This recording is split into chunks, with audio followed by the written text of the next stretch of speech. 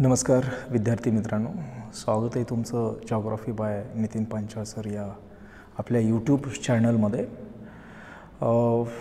आपण जगाचा भूगोल ही आपण सिरीज सुरू केलेली आहे। याच्या आधी आपण जपानचा भूगोल पाहिलेला आहे, तो आपण आपल्या चॅनलवरती अपलोड केलेला आहे। या जगाच्या भूगोलामध्ये आपण आशिया खंडामधले जे काही प्रमुख देश आहेत तर त्या प्रमुख देशाविषयी आपण माहिती अभ्यासतो आहे। तर आजच्या या व्हिडिओमध्ये आपण रशियाची जॉग्राफी आपण अभ्यासणार आहोत किंवा एकंदरीत रशियाचं फिजिकल स्ट्रक्चर, रशियामध्ये असणारं हवामान, त्याचबरोबर रशियामध्ये असणारी जी काही नदी प्रणाली आहे, रशियामध्ये कोणकोणते मिनरल्स सापडतात, तर या संदर्भाची माहिती, त्याचबरोबर रशियामध्ये असणारं व्हिजिटेशन म्हणजे वनस्पती प्रकार कोणकोणते आढळतात, तर या संदर्भाची माहिती आपण आजच्या या व्हिडिओ सेशनमध्ये अभ्यासणार आहोत। रशिया देशाचं जे काही लोकेशन आहे तर ते रशिया देशाचं लोकेशन हे आशिया कॉन्टिनेंटच्या अगदी नॉर्थ साईडला येतं। आणि जसं आपल्या सगळ्यांना माहिती विद्यार्थी मित्रांनो की रशिया देश हा संपूर्ण जगामधला क्षेत्रफळाने सर्वात मोठा असणारा देश आहे। तर रशियाचं हे एक वैशिष्ट्य आपल्याला सांगता येईल की रशिया हा जो देश आहे तो जगातील सर्वात मोठा म्हणजे क्षेत्रफळाने सर्वात मोठा असणारा देश आहे। आणि त्याचबरोबर रशिया हा जो काही देश आहे तो भारतापेक्षा 5 पट मोठा आहे क्षेत्रफळाने।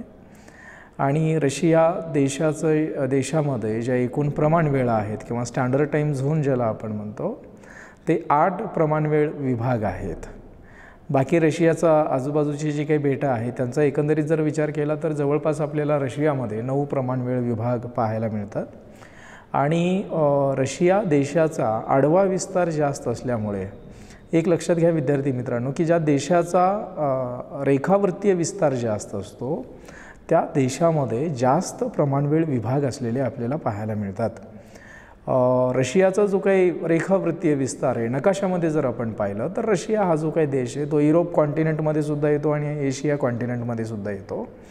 तर युरोप कॉन्टिनेंटमध्ये रशियाचा जो काही रेखावृत्तीय विस्तार स्टार्ट होतो तर तो साधारणतः 30 अंश पूर्व रेखावृत्तापासून रशियाची सुरुवात होते युरोप खंडामध्ये। आणि शेवटचा जो काही पार्ट आहे रशियाचा पश्चिमेकडला जो काही भाग आहे जो आशिया खंडामध्ये येतो आणि तोही पॅसिफिक महासागरामध्ये, तर 180 अंश जे रेखावृत्त आहे तर इथपर्यंत रशियाचा विस्तार असलेला आपल्याला पाहायला मिळतो।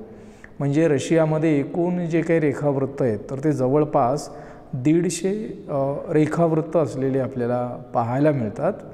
आणि 150 रेखावृत्ताला जर आपण वेळेमध्ये कन्वर्ट केलं तर वेळेमध्ये कन्वर्ट केल्यानंतर 150 रेखावृत्ताचे होतात जवळपास 10 तास। म्हणजे रशिया देशामध्ये जवळपास 10 तासाचा फरक असलेला आपल्याला पाहायला मिळतो। आणि त्याच्यामुळे रशियाच्या एका टोकाकडून दुसऱ्या टोकाकडे जात असताना वेगवेगळ्या प्रमाणवेळ विभागातून आपल्याला जावं लागतं। तर हे एक रशियाचं वैशिष्ट्य आपल्याला सांगता येईल की रशियामध्ये एकूण 8 प्रमाणवेळ विभाग असलेले आपल्याला पाहायला मिळतात। त्याच्यानंतर या ठिकाणी स्लाईडवरती तुम्हाला रशियाचा भाग दाखवलेला आहे, जो या ठिकाणी जसं मी तुम्हाला आत्ता सांगितलं की रशिया जो स्टार्ट होतो ना तो युरोप कॉन्टिनेंटपासून तो साधारणतः 30 अंश पूर्व रेखावृत्तापासून स्टार्ट होतो आणि ते इकडं पश्चिमेकडे 180 अंश रेखावृत्तापर्यंत हा पूर्ण रशियाचा आडवा विस्तार जास्त असलेला आपल्याला पाहायला मिळतो। या स्लाईडवरती तुम्हाला रशियाच्या आजूबाजूला असणाऱ्या ज्या काही वॉटर बॉडीज आहेत किंवा जलाशयाचा जो काही भाग आहे तर तो तुम्हाला या स्लाईडवरती दाखवलेला आहे। रशियाच्या पूर्वेकडे जर आपण आलात तर रशियाच्या पूर्वेकडे आणि दक्षिणेकडे या ठिकाणी 2 जलाशय आपल्याला पाहायला मिळतात। या ठिकाणी काळा समुद्र आहे, ब्लॅक सीचं लोकेशन तुम्हाला दाखवलेलं आहे। आणि इथं कॅस्पियन सीचं लोकेशन आहे, कॅस्पियन समुद्र आहे। तसंच रशियाच्या पूर्वेकडे उत्तरेकडे ज्यावेळेस आपण जातो म्हणजे रशियाचा पूर्वेकडला भाग आणि त्यामध्ये उत्तरेकडे गेल्यानंतर इथं बाल्टिक सीचं लोकेशन आहे। बाल्टिक समुद्र रशियाला लागून आहे। त्याचबरोबर व्हाईट सी म्हणजेच पांढरा समुद्र ज्याला आपण म्हणतो तर या पांढऱ्या समुद्राचंही लोकेशन या ठिकाणी आहे। रशियाच्या सराउंडिंग किंवा रशियाच्या या बाजूला 2 समुद्र आहेत जे रंगाच्या नावावरून आहेत। एका बाजूला काळा समुद्र आहे आणि एका बाजूला पांढरा समुद्र आहे किंवा त्याला श्वेत समुद्र देखील म्हटलं जातं।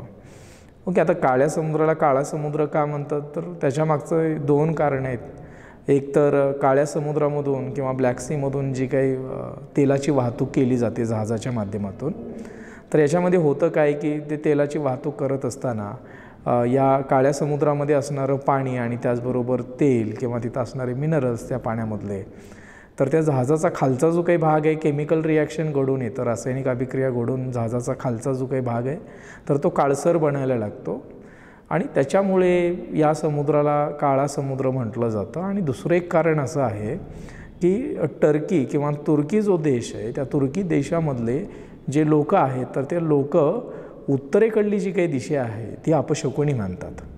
जसं विद्यार्थी मित्रांनो, आपण आपल्या भारत देशामध्ये किंवा आपल्या हिंदू धर्मियांमध्ये दक्षिणेकडली जी काही दिशा आहे ती अपशकुनी आपण मानतो किंवा त्याला आपण ग्रामीण भागामध्ये राकीस मोर ज्याला आपण म्हणतो. अगदी तशाच पद्धतीनं टर्कीमध्ये सुद्धा उत्तरेकडली दिशा अपशकुनी मानली जाते, म्हणजे काळ्या रंगाची मानली जाते आणि म्हणून देखील टर्की लोक त्याला ब्लॅक सी असं म्हणतात. तर ते एक कारण आहे. आणि रशियाच्या या वरच्या बाजूला व्हाईट सीचा भाग आहे ज्याला श्वेत समुद्र किंवा पांढरा समुद्र म्हणतात. तर याच्यामागचं कारण असं आहे की एकतर हे हाय लॅटिट्यूडला आहे, ध्रुवाच्या जवळ असणारा समुद्र आहे आणि तो 12 महिने गोठलेल्या अवस्थेमध्ये असणार आहे. गोठलेल्या अवस्थेमध्ये म्हणजेच या समुद्राच्या वरच्या भागाला सरफेसवरती सगळीकडे पांढरा बर्फ असणार आहे आणि म्हणून त्याला श्वेत समुद्र म्हटलं जातं. त्याच्यानंतर व्हाईट सीच्या पूर्वेकडे आल्यानंतर इथं बॅरेंट सीचं लोकेशन आहे. बॅरेंट सीच्या पूर्वेकडे आल्यानंतर इथं कारा सी आहे. कारा सीच्या नंतर लेप्टेव समुद्राचं लोकेशन इथं येतं. त्याच्यानंतर ईस्ट सायबेरियन सी आहे. त्यानंतर चुकची समुद्र आहे. चुकची समुद्र आणि इथं बेरिंग समुद्र आहे. तर बेरिंग समुद्र आणि चुकची समुद्र यांना कनेक्ट करणारा जो जलाशयाचा अरुंद भाग आहे तर त्याला बेरिंगची सामुद्रधुनी म्हटलं जातं. तर इथं बेरिंग स्ट्रेटचं लोकेशन तुम्हाला इथं दाखवलेलं आहे. तर या 2 जलाशयाला जोडायचं काम ही बेरिंगची सामुद्रधुनी करते. आणि रशियाच्या पश्चिमेकडे इथं ओखोटस समुद्र आहे. ओके, हा जो काही भाग आहे ना हा कामचाटाका द्वीपकल्प आहे. ओके, कामचाटाका द्वीपकल्प जसं मागच्या महिन्यामध्ये आपण इथं पाहिलेलं आहे की इथे ज्वालामुखीचे उद्रेक झालेले, सुनामी आलेली आहे, भूकंप झालेले आहेत. हा कामचाटाका द्वीपकल्प.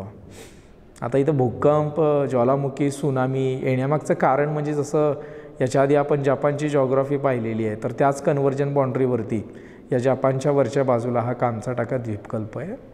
आणि त्याच्यामुळे हे कन्व्हर्जन बाउंड्रीवरती असल्यामुळे इथं भूकंप, ज्वालामुखी आणि सुनामीसारख्या घटना घडत राहतात. त्याच्यानंतर रशियाच्या पश्चिमेकडे या ठिकाणी आल्यानंतर इथं सी ऑफ जापान आहे, म्हणजे जापानचा समुद्र आहे. तर हे रशियाच्या सराउंडिंग असणाऱ्या वॉटर बॉडीज आहेत किंवा रशियाच्या सभोवताली असणारे हे जलाशय आहेत. त्याच्यानंतर ॲक्सेस टू सी दिलेला आहे. हा जो रशियाचा तुम्हाला नकाशा दिसतोय विद्यार्थी मित्रांनो, तर या रशियाच्या वरच्या बाजूला आर्क्टिक ओशियनचा बराचसा भाग आपल्याला दिसतोय. त्याचबरोबर रशियाच्या पश्चिमेला या ठिकाणी सुद्धा पॅसिफिक महासागराचा बराचसा भाग आपल्याला दिसतोय. तर हे जे काही आर्क्टिक समुद्र आहे किंवा पॅसिफिक महासागर आहे तसं पाहायला गेलं तर एखाद्या देशाला समुद्रकिनारा असायला पाहिजे, कारण व्यापाराचा विकास होतो, कारण बंदरांचा विकास आणि त्याच्यावरती आधारित व्यापाराचा विकास मोठ्या प्रमाणावर होतो. परंतु रशियाला एवढ्या मोठ्या प्रमाणावर किनारपट्टी लाभलेली असतानासुद्धा या आर्क्टिक महासागरातून किंवा रशियाच्या या पश्चिमेकडल्या भागामधून जास्त जलवाहतूक करता येत नाही किंवा या भागामध्ये बंदराचा विकास झालेला नाही. तर त्याच्यामागचं कारण असं आहे विद्यार्थी मित्रांनो की या ठिकाणी हा आर्क्टिक महासागर आणि इकडं जे पश्चिमेकडला भाग दिसतोय बेरिंग सीचा तो बऱ्यापैकी वर्षभर गोठलेल्या अवस्थेमध्ये असतो. आणि समुद्र गोठलेल्या अवस्थेमध्ये असल्यामुळे त्या ठिकाणी रशियाला उत्तरेकडून आणि त्यातली त्यात रशियाच्या ईशान्येकडून रशियाला फार काही जलवाहतूक करता येत नाही. म्हणजे रशियाला एवढा किनारपट्टीचा भाग लाभूनसुद्धा त्या ठिकाणी जास्त बंदराचा विकास झालेला नाही किंवा त्या ठिकाणी व्यापाराचा विकास होऊ शकलेला नाही. त्याच्यानंतर जे ॲक्सेस मिळतो रशियाला म्हणजे जलवाहतूक करण्यासाठी, तर एक लोकेशन तुम्हाला दिलेलं आहे इथं कॅस्पियन सीचं. ओके, या ब्लॅक ॲरोने जे तुम्हाला लोकेशन दाखवलेलं आहे ते कॅस्पियन समुद्रामधून एक ॲक्सेस मिळतो. त्याच्यानंतर दुसरं जे ॲक्सेस तुम्हाला दाखवलेलं तो ब्लॅक सीमधून त्याचा ॲक्सेस मिळतो म्हणजे जलवाहतुकीसाठी. कारण ब्लॅक सीमधून सी ऑफ मर्मरामध्ये जाता येतं आणि सी ऑफ मर्मरामधून मेडिटेरियन सीमध्ये जाता येतं. ओके, भूमध्य समुद्रामध्ये जाता येतं. आणि त्याच्यानंतरचा जो काही ॲक्सेस आहे तो तुम्हाला वरती दिलेला आहे. बाल्टिक सीचं जे काही लोकेशन आहे, ते बाल्टिक सीचं लोकेशन दाखवलेलं आहे. तर या ठिकाणी रशियाला जलवाहतुकीसाठी या समुद्रामधून ॲक्सेस मिळतो. म्हणजे सांगण्याचं तात्पर्य काय की या बाजूला एवढा मोठा महासागर किंवा आर्क्टिक ओशियन किंवा पॅसिफिक ओशियन असूनसुद्धा या भागामधून रशियाला जास्त जलवाहतुकीसाठी ॲक्सेस मिळत नाही. आणि त्याच्यानंतरचं एक लोकेशन दिलेलं आहे जे सी ऑफ जापान आहे, म्हणजे जापानचा समुद्र जो आहे. तर या भागामधून रशियाला जलवाहतुकीसाठी ॲक्सेस मिळतो किंवा या समुद्रामधून जलवाहतूक रशियाला करता येते. परंतु उत्तरेकडे आणि ईशान्येकडे बराचसा भाग 12 महिने गोठलेल्या अवस्थेमध्ये असतो, त्याच्यामुळे त्या भागामध्ये जलवाहतूक करता येत नाही. त्याच्यानंतर रशियामधले जे इम्पॉर्टंट पोर्ट्स आहेत किंवा महत्त्वाची जी बंदरं आहेत, तर त्या संदर्भाची माहिती तुम्हाला या स्लाईडवरती दिलेली आहे. यामध्ये मुर्मन्स्क हे बंदर दिलेलं आहे. मुर्मन्स्क पोर्ट, त्याचं लोकेशन तुम्हाला या ठिकाणी दिसतं आहे. तर हे जे काही बंदर आहे तर ते बर्फमुक्त बंदर आहे आणि जे बॅरेंट्स समुद्राच्या जवळ आहे. ओके, तर हे मुर्मन्स्क आता बर्फमुक्त बंदर का आहे, तर कारण हे जर लोकेशन आपण पाहिलं तर हे ध्रुवाच्या जवळ येणार आहे आणि हे जे काय बॅरेंट्स समुद्र आहे ना त्याच्या कडेला असणारे हे मुर्मन्स्क जे बर्फमुक्त बंदर आपल्याला पाहायला मिळतं. तर इथं जास्त बर्फ का गोठत नाही, कारण इथं गल्फ स्ट्रीम हा सागरी प्रवाह इथपर्यंत येतो, उष्ण पाणी इथपर्यंत येतं, म्हणून ते जास्त गोठत नाही. आणि त्याच्यानंतर बाल्टिक समुद्राच्या कडेला असणारं सेंट पीटर्सबर्ग हे देखील एक बंदर आहे ज्याचं लोकेशन तुम्हाला या ठिकाणी दाखवलेलं आहे. त्याच्यानंतर रोस्तव दिलेलं आहे. तर रोस्तवचं लोकेशन जर तुम्ही पाहिलात तर ते ब्लॅक सीच्या कडेला येतं, म्हणजे काळ्या समुद्राच्या कडेला या बंदराचा विकास झालेला आहे. आणि त्याच्यानंतर व्लादिवोस्तोक दिलेलं आहे. आता हे व्लादिवोस्तोक जे बंदर आहे ना ते तुम्हाला इथं दिसेल. ओके, सी ऑफ जापान म्हणजे रशियाच्या अगदी पश्चिमेकडे जे जापानचा समुद्र आहे तर त्याच्या कडेला हे व्लादिवोस्तोक बंदर दिसेल, ज्या ठिकाणी लोकसंख्या खूप कमी या बंदरावरती आपल्याला पाहायला मिळते. त्याच्यानंतर क्रिमियन पेनिन्सुला याचं एक महत्त्व आपल्याला या स्लाईडमध्ये पाहता येईल. आता क्रिमियन पेनिन्सुलाचं लोकेशन कुठे पहा. क्रिमियन पेनिन्सुला हा काळा समुद्र जो आहे या काळ्या समुद्राच्या उत्तरेला आणि युक्रेनच्या दक्षिणेला हा क्रिमियन पेनिन्सुला आहे. पेनिन्सुला ज्याला आपण मराठीमध्ये द्वीपकल्प म्हणतो. तर या क्रिमियन पेनिन्सुलाचा जो काही भाग आहे, विद्यार्थी मित्रांनो, आता सध्या 2 वर्षापासून युक्रेन आणि रशियामध्ये युद्ध सुरू आहे आणि तुम्हाला आठवत असेल की रशिया आणि युक्रेनच्या युद्धाची जी सुरुवात आहे ती या क्रिमियन पेनिन्सुलापासूनच झालेली आहे. या बाजूला हा रशियाचा भाग आहे, इथे युक्रेनचा भाग आहे. आणि हा जो काही क्रिमियन पेनिन्सुला आहे तर तो विवादित असणारा प्रदेश आधीपासून राहिलेला आहे. आणि रशिया आणि युक्रेनच्या युद्धाची सुरुवात जर आपण पाहिली तर या क्रिमियन पेनिन्सुलापासूनच याची सुरुवात झालेली आहे. रशिया आणि युक्रेनची युद्धाची जी सुरुवात आहे तर ती याच भागापासून झालेली. तर ते क्रिमियन पेनिन्सुलाचं लोकेशन तुम्हाला या ब्लॅक सीमध्ये म्हणजेच काळ्या समुद्रामध्ये दाखवलेले जे उत्तरेला येतं. त्याच्यानंतर फिजिकल जिओग्राफी ऑफ रशिया तुम्हाला या स्लाईडवरती दिलेली आहे. म्हणजे रशियाची जी प्राकृतिक रचना आहे तर ती प्राकृतिक रचना तुम्हाला दाखवलेली आहे. जसं आपण याच्या आधी जापानची प्राकृतिक रचना पाहिली. जापानमध्ये बऱ्यापैकी 80% भाग पर्वताचा आहे आणि बाकी राहिलेला भाग किनारवर्ती भागामध्ये मैदानी प्रदेशाचा आहे. जसं आपल्या भारतामध्ये 5 प्राकृतिक विभाग आहेत, तसंच रशियामध्ये सुद्धा वेगवेगळे प्राकृतिक विभाग आपल्याला पाहायला मिळतात, ज्याच्यामध्ये या ठिकाणी आपण पाहतो. आता रशियाच्या पूर्वेकडून पश्चिमेकडे जाताना तर कोणकोणते प्राकृतिक विभाग लागतात किंवा फिजिकल स्ट्रक्चर काय ते आपण पाहूयात. आता या ठिकाणी इथं जे काही द्वीपकल्प तुम्हाला दिसत आहेत, रशियाच्या उत्तरेकडे आल्यानंतर इथं कोला पेनिन्सुला आहे, म्हणजे कोला द्वीपकल्प आहे. आणि त्याच्यानंतर या ठिकाणी वालदाई हिल्स आहे, वालदाई टेकड्या आहेत.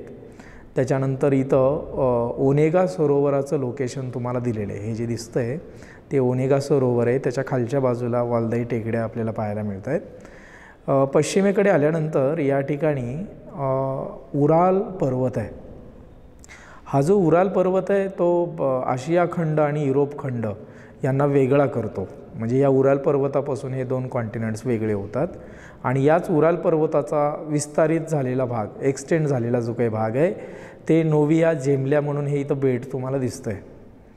ओके, तर हे बेट म्हणजेच एक उराल पर्वताचाच विस्तारित झालेला, एक्सटेंड झालेला हा पार्ट आहे. त्याच्यानंतर यामल पेनिन्सुला इथं आहे. त्यानंतर ग्यादा पेनिन्सुला म्हणजे द्वीपकल्प इथं आपल्याला पाहायला मिळत आहेत. आणि उराल पर्वताच्या पश्चिमेकडे आल्यानंतर इथं वेस्टर्न सायबेरियन प्लेन्स आपल्याला दिसत आहे, ज्याला पश्चिम सायबेरियाचं मैदान म्हणतात. ओके, तर हा पूर्ण मैदानी प्रदेशाचा भाग आपल्याला दिसतो आहे. आणि त्याच्यानंतर त्याच्या पश्चिमेला आल्यानंतर हा जो काही भाग आहे तर तो सेंट्रल सायबेरियन प्लेटिओ आहे, म्हणजे पठाराचा भाग आहे.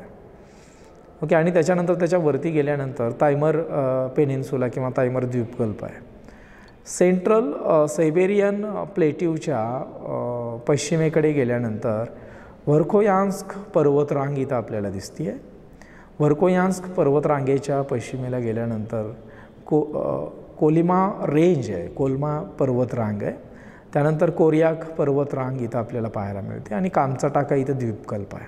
जसं मी तुम्हाला याच्या आधी सांगितलं की कामचाटाका द्वीपकल्प जे कन्व्हर्जन बाउंड्रीवरती आहे, ज्वालामुखीचे उद्रेक इथं होतात, भूकंप होतात, सुनामीची निर्मिती इथं होतं आहे. आणि रशियाच्या पश्चिमेला असणारं जे बेट आहे ते सखालिन आयलँड म्हणजे सखालिन बेटाचं लोकेशन इथं आहे. आणि रशियामधलं सगळ्यात मोठं जे गोड्या पाण्याचं सरोवर आहे ना तर ते लेक बायकाल, जे इथं तुम्हाला दक्षिणेकडे दिसतं आहे. ओके, लेक बायकाल ज्याच्या दक्षिणेकडे चायना आणि मंगोलिया देश आपल्याला पाहायला भेटतात. तर हे लेक बैकालचं लोकेशन या ठिकाणी आहे. तर एकंदरीत ही रशियाची प्राकृतिक रचना आपल्याला सांगता येईल, ज्याच्यामध्ये पर्वताचा भाग कुठे, मैदान कुठे आणि पठार कुठे आणि त्याचबरोबर द्वीपकल्पाचा भाग कुठे कुठे येतो. तर ही प्राकृतिक रचना रशियाची आपल्याला सांगता येईल या स्लाईडवरून. उराल पर्वताच्या संदर्भात माहिती दिलेली आहे. उराल पर्वताचं वैशिष्ट्य म्हणजे जगातील सर्वात प्राचीन पर्वतरांगापैकी एक पर्वत आहे. जगामध्ये जे पर्वत आहेत ना, पर्वताचे काही प्रकार आहेत ज्याच्यामध्ये वली पर्वत, गटपर्वत, अवशिष्ट पर्वत, ज्वालामुखी पर्वत असे काही पर्वताचे प्रकार आहेत. त्यामध्ये काही प्राचीन वली पर्वत आहेत, काही अर्वाचीन किंवा युवावली पर्वत ज्याला आपण म्हणतो. तर यामध्ये जसं आपल्या भारतामध्ये उत्तरेकडे असणारा जो हिमालय पर्वत आहे तो युवावली पर्वत आहे, ज्याला अर्वाचीन वली पर्वत म्हटलं जातं. म्हणजे तो जवळपास आर्कियन कालखंडामध्ये या हिमालय पर्वताची निर्मिती झालेली आहे. म्हणजे जवळपास हिमालय पर्वताची निर्मिती जर आपण पाहिली तर ती 65 ते 70 दशलक्ष वर्षापूर्वी झालेली आहे. परंतु त्याच्या आधीही खूप जुने पर्वत या पृथ्वीवरती आहेत, ज्यामध्ये प्राचीन वली पर्वतामध्ये काही मोजके पर्वत आपल्याला पाहायला मिळतील किंवा मोजके पर्वत त्यांची नावं आपल्याला सांगता येतील. एक प्राचीन वली पर्वतापैकी एक आपल्या भारतामध्ये आहे, राजस्थानमध्ये हा पर्वत आहे ज्याला आपण आरवली पर्वत म्हणतो. आणि दुसरा जो प्राचीन वली पर्वत आहे तो अमेरिकेमध्ये आहे, ज्याचं नाव ॲप्लेशियन पर्वत आहे. आणि तिसरा जो प्राचीन वली पर्वत आहे तो म्हणजे रशियामध्ये आहे, ज्याला उराल पर्वत म्हटलं जातं. तर हा उराल पर्वत प्राचीन पर्वतापैकी एक आहे. उरालमधलं सर्वोच्च जे शिखर आहे ते नरोदनाय हे सर्वात उंच शिखर आहे. उराल पर्वताचा नोव्या झेमल्या आर्क्टिक समुद्रात विस्तार झालेला आहे. हे नोव्या झेमल्या जे तुम्हाला दिलेलं आहे याच्या आधीच्या स्लाईडमध्ये मी तुम्हाला सांगितलं की उराल पर्वताचा हा विस्तारित झालेला भाग आहे किंवा एक्सटेंड झालेला भाग आहे. उराल पर्वत एक सलग नाही आहे, अनेक ठिकाणी तो विखंडित आहे. प्राचीन वली पर्वत आहे त्याच्यामुळे बाह्यकारकाच्या माध्यमातून अनेक ठिकाणी त्याची झीज झालेली आहे. त्याच्यामुळे आरवली पर्वत जो आहे तो एक सलग आपल्याला पाहायला भेटत नाही, तो अनेक ठिकाणी खंडित झालेला आपल्याला पाहायला मिळतो. आणि याच्या उत्तरेकडे असणारं जे कोला द्वीपकल्प आहे तर त्या ठिकाणी तांबे या खनिजाचे साठे आपल्याला पाहायला मिळतात. त्याच्यानंतर उराल पर्वतानंतर दुसरा जो प्राकृतिक विभाग दिलेला आहे रशियामधला तो म्हणजे वेस्टर्न सायबेरियन प्लेन, ज्याला पश्चिम सायबेरियाचं मैदान म्हणतात. ओके, जे इथं तुम्हाला नकाशामध्ये त्याचं लोकेशन दाखवलेलं आहे. त्याचं वैशिष्ट्य असं आहे की रशियाचा सर्वात विस्तृत भूभाग आहे. त्यानंतर दलदलीचा प्रदेश आहे, अनेक नद्या इथून वाहतात. त्याच्यामुळे हा मैदानी प्रदेश आहे, जास्त उंची नाही आहे. त्याच्यामुळे बऱ्यापैकी या ठिकाणी पाणी स्टेबल राहतं आणि या ठिकाणी दलदलीय प्रदेश या मैदानी प्रदेशामध्ये पाहायला मिळतो. रशियासाठी नैसर्गिक वायूचा मुख्य स्रोत आहे, जे नॅचरल गॅस आहे त्याचे साठे मोठ्या प्रमाणावर या सायबेरियाच्या मैदानी प्रदेशामध्ये पाहायला मिळतात. आणि याच्या उत्तरेकडे असणारा जो यामल द्वीपकल्प आहे तर त्या ठिकाणी पेट्रोलियमचे साठे असलेले आपल्याला पाहायला मिळतात. तर हे सायबेरिया, पश्चिमेकडील सायबेरियाचं जे मैदान आहे त्याची वैशिष्ट्ये आपल्याला सांगता येतील. त्याच्या पूर्वेकडे आल्यानंतर म्हणजे या मैदानी प्रदेशाच्या पूर्वेकडे आल्यानंतर रशियाच्या अगदी मधोमध ज्याला मध्य सायबेरियाचं पठार म्हणतात. ओके, हा सेंट्रलचा जो काही भाग आहे जो नकाशामध्ये तुम्हाला दाखवलेला आहे, तर रशियाच्या अगदी सेंटरमध्ये हे सायबेरियाचं पठार असलेलं आपल्याला पाहायला मिळतं. आता या सेंट्रल भागामध्ये हिवाळ्यामध्ये प्रत्यावर्ताची स्थिती निर्माण होते. प्रत्यावर्त किंवा त्यालाच इंग्लिशमध्ये अँटीसायक्लॉन म्हटलं जातं. आता जॉग्राफीमध्ये आवर्त आणि प्रत्यावर्त ही एक वाऱ्यांची स्थिती आपल्याला पाहायला मिळते. आवर्त म्हणजे काय, तर सेंटर भागामध्ये कमी दाब असतो आणि सभोवतालच्या प्रदेशामधून वारे या कमी दाबाकडे येत असताना चक्राकार गतीने वाहत येतात, त्याला आपण आवर्त म्हणतो. प्रत्यावर्त त्याच्या उलट स्थिती आहे. प्रत्यावर्त म्हणजे कमी तापमानामुळे जास्त दाब निर्माण होतो आणि जिथं जास्त दाब असतो ना तिथून वारे बाहेर पडायला लागतात आणि वारे बाहेर पडत असताना ते सरळ नाही जात, ते डायव्हर्ट होऊन जातात किंवा ते बाहेर पडताना त्यांची दिशा बदलायला लागते, त्याला प्रत्यावर्त आपण म्हणतो. पृथ्वीच्या परिवलनामुळे वाऱ्यांची दिशा बदलते, तर त्याला प्रत्यावर्त स्थिती किंवा अँटीसायक्लॉन म्हटलं जातं. तर या सेंट्रल सायबेरियामध्ये किंवा या पठारी प्रदेशामध्ये प्रत्यावर्ताची स्थिती निर्माण होते आणि एकदम खंडाच्या सेंटरचा भाग आहे, त्याच्यामुळे हवामान इथं खूप विषम स्वरूपाचं पाहायला मिळतं आणि विषम स्वरूपाचं हवामान असल्यामुळे इथं विरळ लोकसंख्या असलेली आपल्याला पाहायला मिळते. या सेंट्रल सायबेरियन प्लेट्यू म्हणजे या पठाराच्या दक्षिणेकडून उत्तरेकडे जाताना वेगवेगळ्या प्रकारचे वनस्पती आपल्याला पाहायला मिळतात. म्हणजे दक्षिणेकडून उत्तरेकडे जाताना सुरुवातीला स्टेपीज प्रकारच्या वनस्पती पाहायला मिळतात. स्टेपीज म्हणजे ग्रासलँडचा भाग आहे, जास्त काही वनस्पती नसतात, गवताळ प्रदेश आपल्याला सगळीकडे पाहायला मिळतो. स्टेपीजच्या उत्तरेकडे आल्यानंतर मिश्रित पानझडी आणि त्याच्या उत्तरेकडे आल्यानंतर तैगा वनस्पती पाहायला मिळतात आणि एकदम या पठाराच्या उत्तरेकडे गेल्यानंतर टुंड्रा प्रकारच्या वनस्पती पाहायला मिळतात. आता मिश्रित पानझडी म्हणजे काय की ज्याच्यामध्ये समजा सदाहरित, काही प्रमाणात सदाहरित, काही प्रमाणात पानझडी अशा स्वरूपाच्या वनस्पती. तैगा म्हणजे काय, ज्याला सूचीपर्णी वनस्पती आपण म्हणतो किंवा त्याला इंग्लिशमध्ये कोनिफरस फॉरेस्ट म्हटलं जातं. तर हे तैगा प्रकारच्या वनस्पती आढळून येतात. आणि टुंड्रा प्रकारच्या वनस्पती म्हणजे काय, तर ते काही कालावधीसाठीच जमिनीवरती पाहायला मिळतात, कारण टुंड्रा प्रकारचं जे काय हवामान आहे ना तिथं बऱ्याच कालावधीपर्यंत जमिनीवरती बर्फ असतो, त्याच्यामुळे वनस्पती दिसणारच नाहीत.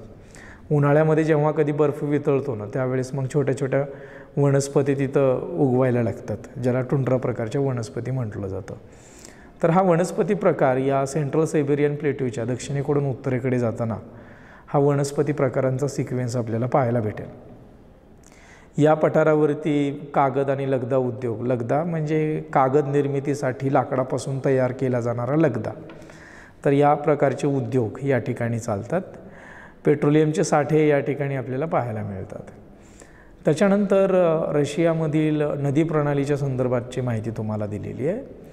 तर इथं स्लाईडवरती जो नकाशा तुम्हाला दाखवलेला हा रशियामधला नकाशा दाखवलेला आहे आणि या रशियामध्ये पूर्वेकडून पश्चिमेकडे जाताना एक नद्यांचा सिक्वेन्स आपल्याला पाहायला मिळतो आणि नद्यांची वाहण्याची जी दिशा आहे ना अगदी रशियाच्या पश्चिमेकडे आल्यानंतर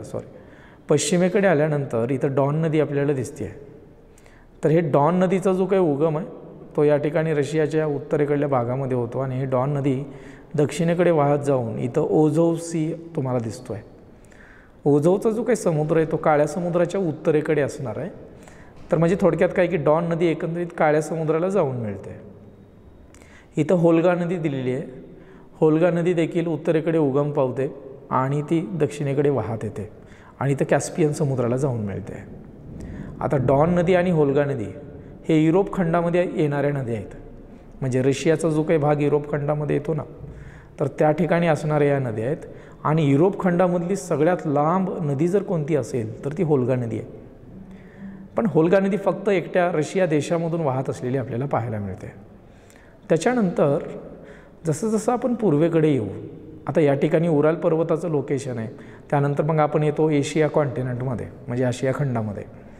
आशिया खंडामध्ये आल्यानंतर या ठिकाणी बहुतांश नद्या ज्या वाहत आहेत ना त्या दक्षिणेकडून उत्तरेकडे वाहत आहेत आणि युरोप खंडामधल्या जर नद्या आपण पाहिल्या रशियामधल्या, तर त्या उत्तरेकडून दक्षिणेकडे वाहताना दिसतील.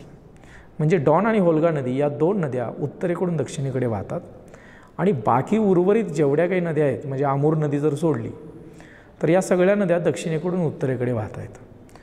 तर या ठिकाणी ओब आणि आयरिश नदी तुम्हाला दिसते आहे. ओके, ओब आणि आयरिश नदी जी रशियामधली सर्वात मोठी नदी प्रणाली आहे आणि सर्वात लांब नदी आहे, ओब आयरिश नदी ज्याला म्हटलं जातं. तर या नदीचं लोकेशन तुम्हाला या ठिकाणी दिसतं आहे, जी दक्षिणेकडून उत्तरेकडे वाहते आणि आर्कटिक महासागराला जाऊन मिळते. एनिसी नदी बैकाल सरोवरामधून उगम पावते आणि त्याच्यानंतर एनिसी नदी देखील दक्षिणेकडून उत्तरेकडे जाऊन आर्कटिक महासागराला जाऊन मिळते. त्याच्यानंतर लेना नदी आहे. लेना नदीचा उगम देखील बैकाल सरोवरामधून होतो आणि ही नदी दक्षिणेकडून उत्तरेकडे वाहत जाऊन आर्कटिक महासागराला जाऊन मिळते. आमूर नदी दाखवलेली आहे. आमूर नदी चायना आणि रशियाच्या बॉर्डरवरून वाहते. बऱ्यापैकी आमूर नदीने रशिया आणि चायनाची बॉर्डर निश्चित केलेली आहे आणि ही आमूर नदी इकडं पूर्वेकडे वाहत जाऊन या ठिकाणी जो जापान समुद्राचा भाग आहे तर त्या ठिकाणी जाऊन मिळते. तर या रशियामधल्या महत्त्वाच्या नद्या आहेत. तर या नद्यांची काही वैशिष्ट्ये दिलेली आहेत. बऱ्याच नद्या जलवाहतुकीसाठी उपयुक्त असतात, पण फक्त उन्हाळ्यात, कारण बऱ्याचशा ज्या नद्या आहेत ना त्या हिवाळ्यामध्ये गोठतात. त्याच्यामुळे जलवाहतुकीसाठी फार या नद्यांचा काही उपयोग होत नाही. आत्ताच आपण पाहिलं की बहुतांश नद्या ज्या म्हणजे रशियाच्या पूर्वेकडल्या नद्या आहेत, या सगळ्या नद्या आर्कटिक महासागराला जाऊन मिळतात. त्याच्यामुळे या सगळ्या नद्या ज्या आहेत त्या आपल्या मुखाजवळ जिथं आर्कटिक महासागराला जाऊन मिळतात तिथं गोठलेल्या अवस्थेमध्ये पाहायला मिळतात. नद्यांच्या मध्यभागी दलदलीची परिस्थिती आपल्याला पाहायला मिळते. बैकाल लेक जे आहे, जे आत्ता आपण नकाशामध्ये पाहिलं, ते जगातील सर्वात मोठा गोड्या पाण्याचा तलाव आहे, जे रशियामधलं आहे. त्यानंतर इथं तुम्हाला डॉन नदीची काही माहिती दिलेली आहे. डॉन नदीच्या संदर्भाची काही वैशिष्ट्ये दिलेली आहेत. ओझोव समुद्राला जाऊन ही डॉन नदी मिळते. या ठिकाणी नकाशामध्ये इथं ओझोव समुद्र तुम्हाला दिसतो आहे आणि इथं कॅस्पियन समुद्र आहे. त्यानंतर रोस्तोव शहर डॉन नदीच्या काठावरती आहे. व्होल्गा डॉन यांच्यामध्ये एक कालवा तयार करण्यात आलेला आहे, जो कालवा तुम्हाला इथं दिसतो आहे. ही व्होल्गा नदी आहे, इकडं डॉन नदी आहे. तर या 2 नदीला इथं जोडण्यात आलेलं आहे आणि या 2 नदीला जोडल्यामुळे ना ॲक्सिस म्हणजे कॅस्पियन समुद्रामध्ये पण ॲक्सेस मिळतो आणि ब्लॅक सीमध्ये पण ॲक्सेस मिळतो या 2 नदीच्या माध्यमातून. म्हणजे ते काळ्या समुद्रालाही जोडलं जातं आणि कॅस्पियन समुद्रालाही जोडलं जातं. व्होल्गा नदीची काही वैशिष्ट्ये दिलेली आहेत. व्होल्गा नदीचा जो काही उगम आहे तो वॉल्दाई डोंगरावरती या नदीचा उगम होतो, जे इथं वॉल्दाई हिल्स तुम्हाला दिलेलं आहे. इथून ही व्होल्गा नदी उगम पावते आणि दक्षिणेकडे वाहत जाऊन कॅस्पियन समुद्राला जाऊन मिळते.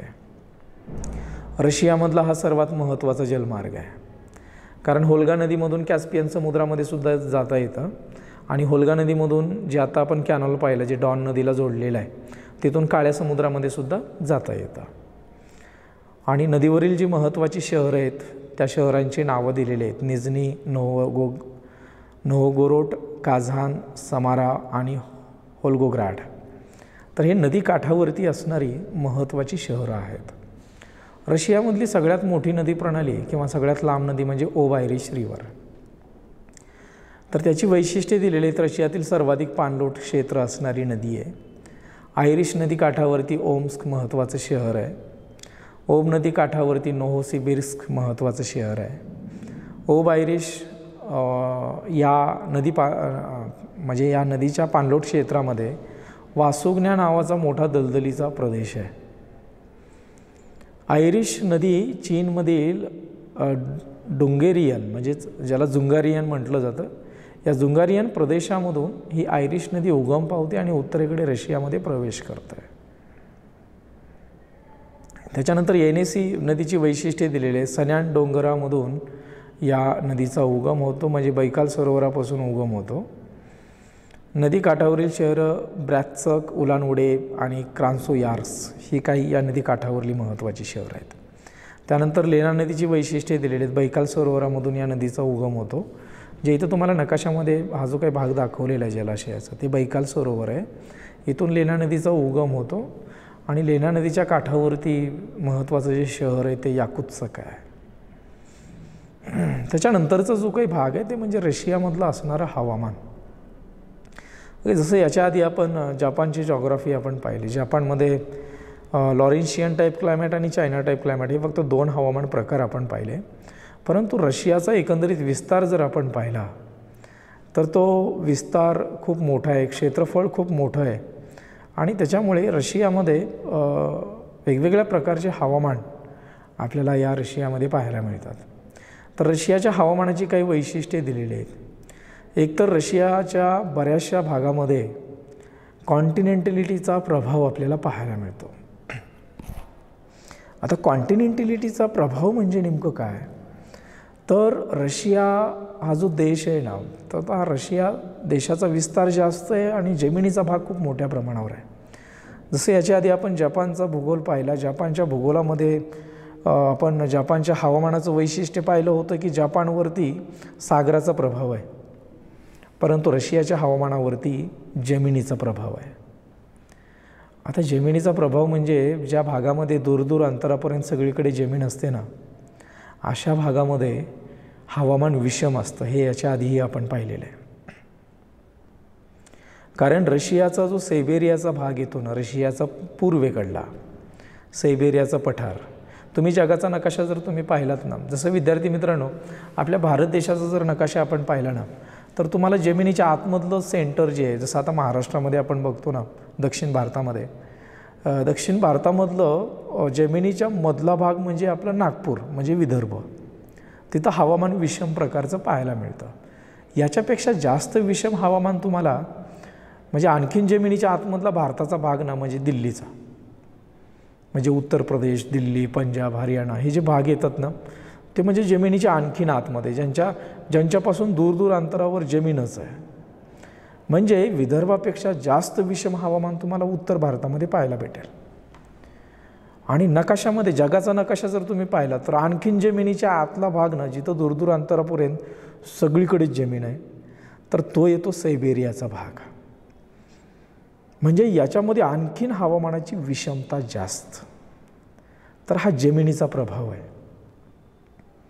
जसं मी तुम्हाला कोकण आणि विदर्भ नेहमी सांगतो की विदर्भामध्ये विषम हवामान असतं, कोकणात सम असतं, कारण कोकणामध्ये सागराचा प्रभाव असतो आणि विदर्भामध्ये जमिनीचा म्हणजे कॉन्टिनेंटचा इफेक्ट आपल्याला पाहायला मिळतो.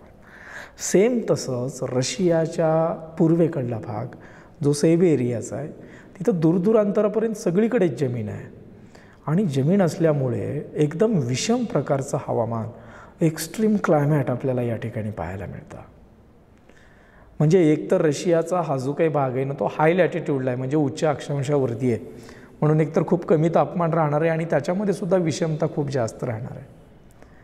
आता विषमता म्हणजे कशी, या ठिकाणची जी विषमता आहे, जसं या ठिकाणचं वैशिष्ट्य दिलेलं आहे की वर्कोयांस्क हे जगातील सर्वात थंड वस्ती असलेल्या ठिकाणापैकी एक आहे. आता विषम हवामान या ठिकाणी राहतं. जसं मी तुम्हाला याच्या आधी सांगितलं की विदर्भामधलं हवामान विषम आहे. विषम म्हणजे कसं, तर वर्षभरामधलं जास्तीत जास्त तापमान आणि कमीत कमी तापमान याच्यामध्ये फरक जास्त राहतो. मग विदर्भामधलं मेमधलं तापमान 45 आणि जानेवारीमधलं किंवा डिसेंबर-जानेवारीमधलं जे काही तापमान आहे तर ते 8 डिग्री सेल्सिअस, कधीकधी ते 5 डिग्री सेल्सिअसपर्यंतसुद्धा नोंद झालेलं आहे. म्हणजे जवळपास 40-35च्या दरम्यान विषमता आपल्याला पाहायला मिळते, ज्याला विषम हवामान म्हणायचं. मग आता लक्षात घ्या की रशियामध्ये विषम हवामान त्याच्यापेक्षा जास्त असणार आहे. पण त्याच्यापेक्षा जास्त कसं असणार आहे, तर या ठिकाणी हिवाळ्यामधलं तापमान ना फार तर फार 10 ते 15च्या मध्ये राहतं. म्हणजे 10 डिग्री सेल्सिअस, 12 डिग्री सेल्सिअस अशा पद्धतीनं उन्हाळ्यामधलं तापमान इथलं राहतं रशियामधलं. आणि हिवाळ्यामधलं जानेवारीमधलं इथलं तापमान ना -70 डिग्री सेल्सिअसपर्यंत जातं. मग विचार करा की +10 आणि -70 टोटल होतात 80, म्हणजे 80 डिग्री सेल्सिअसचा फरक आहे. म्हणजे इथल्या हवामानामध्ये किती विषमता असेल. हे मी पूर्ण रशियाबद्दल नाही सांगत, हे मी फक्त रशियाचा जो काही पूर्वेकडला भाग आहे सायबेरियाचा, या सायबेरियामध्ये असणारं जे हवामान आहे ना त्याविषयी मी बोलतो आहे. ओके, तर या ठिकाणी एकदम हवामानाची विषमता आणि जगामधलं सगळ्यात थंड तापमानाची नोंद किंवा कमी तापमानाची नोंद या भागामध्ये होते. रशिया आर्कटिक हवामान सर्वाधिक प्रचलित आहे. आर्कटिक महासागर आहे, परंतु आर्कटिक महासागर पण बऱ्याच कालावधीपर्यंत गोठलेल्या अवस्थेमध्ये असतो. त्याच्यामुळे जास्त काही जसं बाकीच्या ठिकाणी समुद्राचा परिणाम होतो ना, तसा काही आर्कटिक महासागराचा इम्पॅक्ट जास्त होणार नाही. कारण एकतर बर्फाचा भाग आहे आणि त्याच्यामुळे इथं विषमता आपल्याला जास्त पाहायला मिळेल. रशियाच्या उत्तरेकडल्या भागामध्ये तैगा आणि टुंड्रा प्रकारचं हवामान पाहायला मिळतं. आता रशियामध्ये जे हवामान आहे, आता एक लक्षात घ्या की म्हणजे एकतर सायबेरियाचा भाग जिथं विषम हवामान आहे, उत्तरेकडे गेल्यानंतर तैगा आणि टुंड्रा प्रकारचं हवामान आपल्याला पाहायला मिळतं. आणि रशियाच्या दक्षिणेकडला जो काही भाग आहे ना, दक्षिणेकडला आणि त्यातली त्यात विशेषतः युरोप साईडचा, तर या ठिकाणी स्टेपीज प्रकारचं हवामान आपल्याला पाहायला मिळतं. स्टेपीज प्रकारचं हवामान म्हणजे गवताळ प्रदेश, ज्याला समशीतोष्ण कटिबंधीय गवताळ प्रदेश आपण म्हणतो. तर या भागामध्ये मोठ्या प्रमाणावर शेती केली जाते. तर रशियामधल्या काही शेतीची वैशिष्ट्ये आपण पाहणार आहोत. तर रशियामध्ये शेतीचा मर्यादित वाढीचा कालावधी असतो, कारण बऱ्याच ठिकाणी उत्तरेकडे आणि ईशान्येकडे गेल्यानंतर रशियाच्या तीव्र हिवाळा आपल्याला पाहायला मिळतो आणि दीर्घकाळ हिवाळा असतो. आणि हिवाळ्यामध्ये पिकांची वाढ काही चांगली होत नाही, त्याच्यामुळे मर्यादित वाढीचा कालावधी असतो. रशियामध्ये 40% जो काही भाग आहे तो कुरणाचा आहे. कुरणाचा म्हणजे गवताळ प्रदेशाचा आहे. या ठिकाणी घेतली जाणारी जी प्रमुख पिकं आहेत, गहू, तेलबियाणे, कापूस, ही काही महत्त्वाची पिकं शेतीमधून घेतली जातात. त्याच्या व्यतिरिक्त ओट, मोहरी, मका, बीट यांचंही उत्पादन घेतलं जातं. सर्वात महत्त्वाचं पीक म्हणजे या ठिकाणी बटाट्याचं उत्पादन मोठ्या प्रमाणावर होतं. रशियाच्या इकॉनॉमीच्या संदर्भात काही वैशिष्ट्ये दिलेली आहे. जगातील नैसर्गिक वायूचा सर्वात मोठा साठा आणि कच्च्या तेलाचा सर्वात मोठा निर्यातक हा रशिया देश आहे. जसं आता आपण पाहतो विद्यार्थी मित्रांनो की रशिया युक्रेनचं युद्ध सुरू झालेलं आहे आणि तेव्हापासून रशियाकडून आपण तेल आयात करतो आहे आणि तेल आयातीमुळे अमेरिकामध्ये आणि आपल्यामध्ये तेढ निर्माण झालेलं आहे. हे आपण डेली न्यूजपेपरमध्ये वाचत आलेलो आहे. म्हणजे रशियामध्ये सर्वात जास्त खनिज तेलाचे साठे आहेत. आज तेल, वायू आणि खनिजे यांचा रशियाच्या निर्यातीतील 80% हिस्सा आहे. रशियाची जी इकॉनॉमी आहे ना, ती बऱ्यापैकी तिथल्या मिनरल्सवरती आहे आणि त्यातली त्यात एनर्जी म्हणजे ज्याच्यापासून एनर्जी निर्माण होते, ज्यामध्ये दगडी कोळसा असेल, खनिज तेल असेल आणि नैसर्गिक वायू असेल, यांचा सगळ्यात मोठा वाटा रशियाच्या इकॉनॉमीमध्ये आपल्याला पाहायला मिळतो. जगातील दुसऱ्या क्रमांकाचा सगळ्यात जास्त दगडी कोळशाचा साठा रशियामध्ये आहे. रशिया हा जगातील सर्वात मोठा शस्त्रास्त्र निर्यात करणारा देश आहे. हे आपल्याला रशियाचं वैशिष्ट्य सांगता येईल. सर्वात मोठा हिरा उत्पादक असणारा सुद्धा देश आहे आणि जगातील 5व्या क्रमांकाचं लोह उत्पादन या रशियामध्ये होत असलेलं आपल्याला पाहायला मिळतं. जगातील दुसरा सर्वात मोठा कोळसा साठा रशियामध्ये आपल्याला पाहायला मिळतो आणि पर्चेसिंग पॉवर पॅरिटी म्हणजेच PPP द्वारे जगातील 6व्या क्रमांकाची अर्थव्यवस्था असलेली आपल्याला पाहायला मिळते. तर हे जुनी आकडेवारी आहे, युद्धाच्या आधीची आकडेवारी आहे. आता युद्धाच्या नंतर त्याच्यावरती परिणाम झालेला असेल.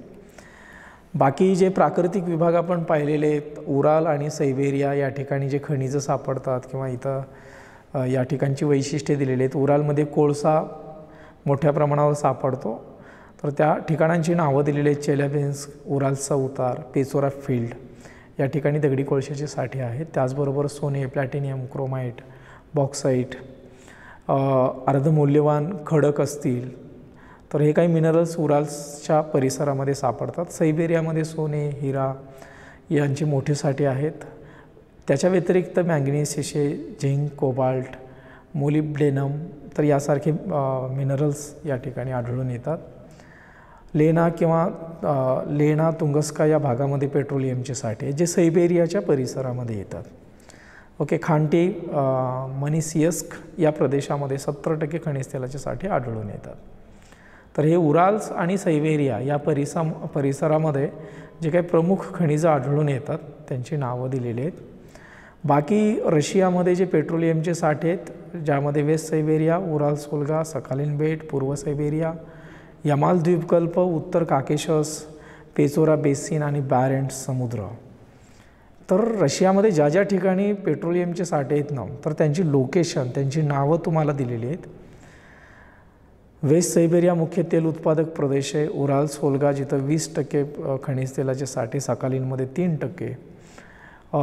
त्याच्या व्यतिरिक्त आता एक गोष्ट लक्षात घ्या विद्यार्थी मित्रांनो, जसं आपण याच्या आधी जपानची जॉग्राफी अभ्यासली, तर जपानमध्ये आपण पाहिलं की जास्त काही खनिजं नाही आहेत किंवा जास्त काही खनिज साधन संपत्तीच जपानमध्ये तेवढी फार काही नाही आहे. त्यामध्ये आपण जपानचं वैशिष्ट्य पाहिलं होतं की सर्वात मोठा आयात करणारे देश आहे खनिज तेल, नैसर्गिक वायू. पण रशिया त्याच्या उलट आहे. रशिया देशामध्ये मोठ्या प्रमाणावर खनिज आहेत. हे असं का? कारण रशियाचं क्षेत्रफळ खूप मोठं आहे आणि क्षेत्रफळ मोठं असल्यामुळे मोठ्या प्रमाणात खनिज साधन संपत्ती रशियाला लाभलेली आहे. तसं जपानचं नाही आहे. जपानचा आकारच छोटा आहे, त्याच्यामुळे जमीन जास्त उपलब्ध नाही आहे. त्यानंतर रशियामध्ये असणारे औद्योगिक प्रदेश दिलेले आहेत. यामध्ये वेगवेगळे विभाग तुम्हाला दिसतील औद्योगिक प्रदेशामध्ये. जे वेगवेगळे औद्योगिक प्रदेश आहेत त्यांची नावं दिलेली आहेत. मध्य औद्योगिक प्रदेश, नंबर 2 होल्गा प्रदेश, नंबर 3 उराल्स, नंबर 4 कुझबास, नंबर 5 बायकाल प्रदेश, नंबर 6 सेंट पीटर्सबर्ग प्रदेश. तर हे औद्योगिक प्रदेश आहेत ज्यांची नावं आपण याच्या आधीच्या स्लाईडवरती पाहिली, त्यांची लोकेशन नकाशावरती दाखवलेले आहेत. या ठिकाणी सेंट पीटर्सबर्ग औद्योगिक प्रदेश आहे. इथं सेंट्रल रिजन आहे, इथं होल्गा रिजन आहे, त्याच्या बाजूला उराल औद्योगिक प्रदेश आहे, दक्षिणेकडे कुझबाज आहे, या ठिकाणी बैकाल औद्योगिक प्रदेश आहे. आता एक लक्षात घ्या की रशियाचा हा जो काही भाग आहे ना, इथं कुठेच औद्योगिक प्रदेश दिसत नाही. आता का दिसत नाही? कारण जे हवामानाविषयी मी बोललो की इथं एक्स्ट्रीम क्लायमॅट आहे, म्हणजे एकदम विषम प्रकारचं हवामान आहे. आणि हे विषम प्रकारचं हवामान असल्यामुळे या भागामध्ये माणसाला राहण्यासारखं हवामानच नाही आहे. म्हणून तिथं शेती जास्त होणार नाही आणि औद्योगिक विकास पण फार काही झालेला नाही आहे. परंतु युरोपच्या साईडला किंवा दक्षिणेकडे काही औद्योगिक प्रदेश आपल्याला पाहायला मिळतात. या जे काही औद्योगिक प्रदेश आहेत किंवा औद्योगिक शहर आहेत त्यांची काही वैशिष्ट्ये दिलेली आहेत. मॉस्को शहराचं वैशिष्ट्य दिलेलं आहे. मॉस्को शहराचं वैशिष्ट्य असं आहे की ज्याला 5 समुद्राचं बंदर म्हणून ओळखलं जातं. ओके, आता प्रश्न असा निर्माण होतो विद्यार्थी मित्रांनो की मॉस्को शहर जर आपण पाहायला गेलं तर मॉस्को शहर हे पूर्ण जमिनीच्या आतमध्ये आहे आणि शक्यतो बंदरं कुठे असतात? बंदरं एकतर किनारपट्टीवरती किंवा कुठल्या तरी सरोवराच्या बाजूला किंवा कुठल्या तरी नदीच्या काठावरती. ओके, तर मॉस्को जे शहर आहे ना, तर ते एकतर आता हे जे नदीचं लोकेशन तुम्हाला दाखवलेलं आहे. ओके, तर आता डॉन नदी आणि होल्गा नदी, तर या होल्गा नदी आणि डॉन नदीला कनेक्ट असणारं शहर म्हणजे हे मॉस्को शहर आहे. ओके, आता मॉस्को शहर इथून होल्गा नदीमधून त्या ठिकाणी प्रवास करत वरच्या बाजूला जर आपण गेलो तर इथं होल्गा नदी आहे. ओके, आता मग हे होल्गा नदी कुठल्या कुठल्या समुद्राला कनेक्ट आहे? तर त्या ठिकाणी एकतर हे मॉस्को शहर बाल्टिक सीला कनेक्ट आहे या नदीच्या माध्यमातून. त्यानंतर काळ्या समुद्र ब्लॅक सीला कनेक्ट आहे, कॅस्पियन समुद्राला कनेक्ट आहे, पांढऱ्या समुद्राला कनेक्ट आहे आणि लेक लडोगा. तर हे जे 5 जलाशय आहेत, ह्या 5 जलाशयाचं बंदर हे मॉस्को आहे. कारण या नदीच्या माध्यमातून कॅस्पियन सीपर्यंत जाता येतं, ब्लॅक सीपर्यंत जाता येतं, त्याचबरोबर लेक लडोगापर्यंत जाता येतं, व्हाईट सीपर्यंत जाता येतं आणि बाल्टिक सीपर्यंत जाता येतं. मॉस्को रशियाचं सर्वात मोठं शहर आहे आणि त्याचबरोबर रशियाचं कॅपिटलसुद्धा आहे. सेंट पीटर्सबर्ग जे रशियामधलं दुसरं सर्वात मोठं औद्योगिक शहर आहे. रशियामधील दुसरे मोठे शहर आहे. तेल आणि गॅस वापर, इलेक्ट्रॉनिक्स, IT उत्पादन, अवजड यंत्रसामग्री आणि कापड, जे उद्योग चालतात ना त्या उद्योगांची नावं दिलेली आहेत. बैकाल रिजनमध्ये असणारी महत्त्वाची औद्योगिक शहरं स्नोयार्क्स आहे, ब्रात्स्याक आहे, इर्कुत्स्क आहे आणि चीता आहे. ही औद्योगिक शहरांची नावं दिलेली जे बैकाल परिसरामध्ये येतात. या ठिकाणी कागद, लगदा उद्योग, इमारती किंवा इमारती बांधणी असेल लाकडापासून, ॲल्युमिनियम, तर यांचे उद्योग मोठ्या प्रमाणावर चालतात. क्रोनोयार्स्क शहरामध्ये ॲल्युमिनियमचे सर्वात मोठं उत्पादन होतं. इत्सुर्क जे काही शहर आहे या ठिकाणी HEP प्लांट म्हणजेच जलविद्युतचे प्लांट आपल्याला पाहायला मिळतात आणि धातुकर्म उद्योग या ठिकाणी मोठ्या प्रमाणावर चालतात. रशियाचं आणखीन एक सर्वात महत्त्वाचं वैशिष्ट्य म्हणजे रशियामध्ये जगामधली सर्वात लांब असणारा लोहमार्ग आपल्याला पाहायला मिळतो, ज्याची लांबी 8,960 किलोमीटर दिलेली आहे. सेंट पीटर्सबर्ग ते व्लादिवोस्तोक या 2 शहराला हा लोहमार्ग जोडतो. यांच्यामध्ये येणारी जी महत्त्वाची शहरं आहेत या ट्रान्स सायबेरियन रेल्वेमध्ये, त्याच्यामध्ये एकतर स्टार्ट होतं सेंट पीटर्सबर्ग पासून, त्याच्यानंतर येतं मॉस्को शहर, त्यानंतर कझान, त्यानंतर ओम्स्क, त्यानंतर नोव्होसिबिर्स्क, त्यानंतर कार्नोयार्स्क, त्यानंतर इर्कुटस्क, त्यानंतर उलान उडे आणि चीता, आणि शेवटचं जे प्लॅटफॉर्म आहे ते म्हणजे व्लादिवोस्तोक. मंगोलिया, चीन आणि उत्तर कोरियापर्यंत या लोहमार्गाच्या शाखा असलेल्या आपल्याला पाहायला मिळतात. तर इथं नकाशामध्ये विद्यार्थी मित्रांनो तुम्हाला ट्रान्स सायबेरियनचा रूट दाखवलेला आहे. हे इथं सेंट पीटर्सबर्गपासून स्टार्ट होतं, त्यानंतर मॉस्को, पुढे येणारी जी शहरं आहेत ओके, तर ही शहरं आपल्याला पाहायला मिळतील आणि अगदी रशियाच्या पश्चिमेपर्यंत व्लादिवोस्तोक इथं येतं आणि सेंट पीटर्सबर्ग इथं येतं. तर हा जवळपास सरासरी 9000 किलोमीटर मार्गाचा हा लोहमार्ग आहे, जो जगामधला सगळ्यात लांब पल्ल्याचा असणारा लोहमार्ग आहे. तर हे एक रशियाचं वैशिष्ट्य आपल्याला सांगता येईल. तर ही होती रशियाच्या संदर्भात थोडक्यात माहिती, भौगोलिक माहिती. तर ही माहिती तुम्हाला आवडली असेल तर लाईक करा आणि असेच आणखीन व्हिडिओ पाहण्यासाठी या चॅनलला सबस्क्राईब करा, जेणेकरून तुम्हाला येणारी व्हिडिओ त्याचे अपडेट तुम्हाला मिळत जातील. धन्यवाद.